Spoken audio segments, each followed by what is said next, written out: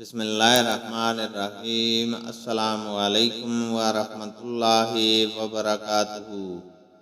حدیث نبوی صلی اللہ علیہ وسلم ہے، میں اپنے باپ کے ساتھ عائشہ اور ام سلمہ رضی اللہ تعالی عنہما کی خدمت میں حاضر ہوا۔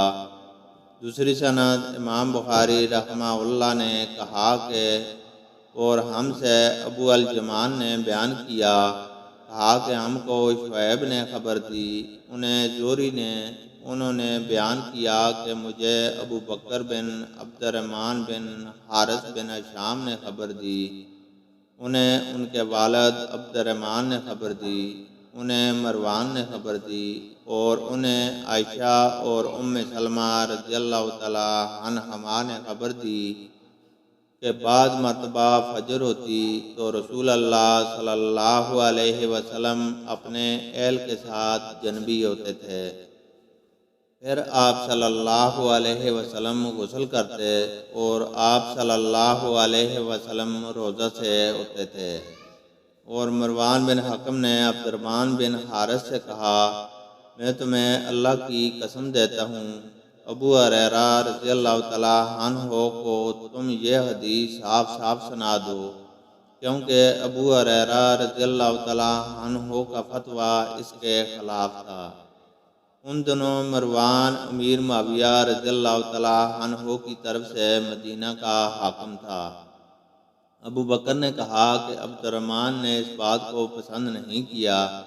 اتفاق سے ہم سب ایک مرتبہ ذوالخلیفہ میں جمع ہو گئے۔ ابو ہریرہ رضی اللہ تعالیٰ عنہ کی وہاں کوئی زمین تھی۔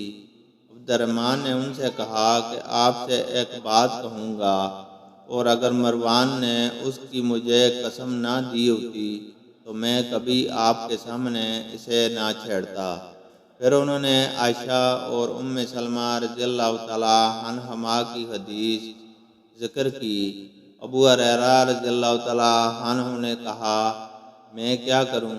کہا کہ فضل بن عباس رضی اللہ تعالیٰ عنہما نے یہ حدیث بیان کی تھی، اور وہ زیادہ جاننے والے ہیں کہ ہمیں امام اور عبداللہ بن عمر رضی اللہ تعالیٰ عنہما کے صاحبزادے نے ابو ہریرہ رضی اللہ تعالیٰ عنہ سے بیان کیا کہ نبی کریم صلی اللہ علیہ وسلم ایسے شخص کو جو صبح کے وقت جنبی ہونے کی حالت میں اٹھا ہو افطار کا حکم دیتے تھے، لیکن عائشہ رضی اللہ تعالیٰ عنہما اور ام سلمہ رضی اللہ تعالیٰ عنہما کی یہ روایت زیادہ معتبر ہے۔